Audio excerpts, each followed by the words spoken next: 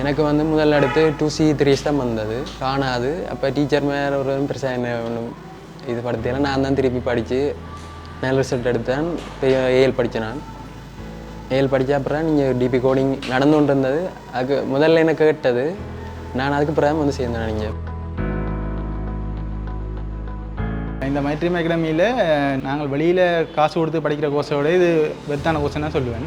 ஏன்னா வெளியில் நீங்கள் ஒரு காசு கொடுத்து படிக்கிற கோர்ஸில் ஒரு கோர்ஸ் தனியாக தான் இருக்கும். இதில் நிறைய கோர்ஸ் இதுக்குள்ளேயே நிறைய இருக்குது. ஏஐ மிஷின் லேர்னிங் அது சம்மந்தமாக நிறைய கோர்சஸ் இதுக்கு இருக்குது.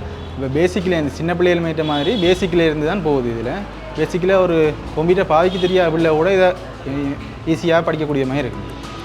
இங்கே வந்து நான் 324 ப்ரொஜெக்ட்டும் 324 ஹோம்ஒர்க்கும் முடிச்சுட்டு மொரட்டுவர்ட் யூனிவர்சிட்டியில் வந்து ஃபுல் ஸ்டாக் டெவலப்பிங்கன்ற ஒரு கோர்ஸ் வந்து ஸ்டார்ட் பண்ணான். ஃப்ரண்ட் அண்ட் டிசைனுக்கு வந்து வெப் டிசைனு, அதில் HTML, CSS, ஜாவா ஸ்கிரிப்டை பற்றியும், பேக் எண்டுக்கு வந்து பைத்தன் கோர்ஸ் பற்றியும் படித்தேன். நான்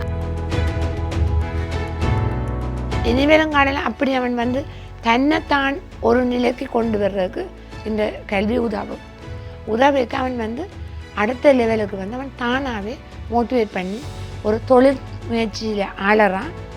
அடுத்த லெவலுக்கு அவன் வருவானன்ற ஒரு நம்பிக்கை இருக்குது. என்னென்னா அவன் இப்படியே விட்டமெண்டா, இப்படி ஒரு இலவச கல்வி இல்லாட்டா இந்த பிள்ளைகள் ரோட்டு வழி சீர்கட்டு எங்களோட தமிழ் சமுதாயம் இனிவருங்காலங்களில் இல்லை.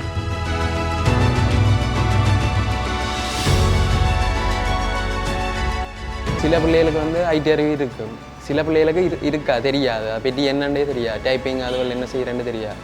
அப்போ அதை தெரிஞ்சு கொள்கிறேன்னா இதுக்கு வந்தால் உதவியாக இருக்கும். டைப்பிங்கும் தெரியும், அதோட நாங்கள் ஒரு வேலைக்கு போகிற மாதிரி வேலைக்கு போகிறேன்றாலும் இது உதவிக்குரியாக இருக்கும்.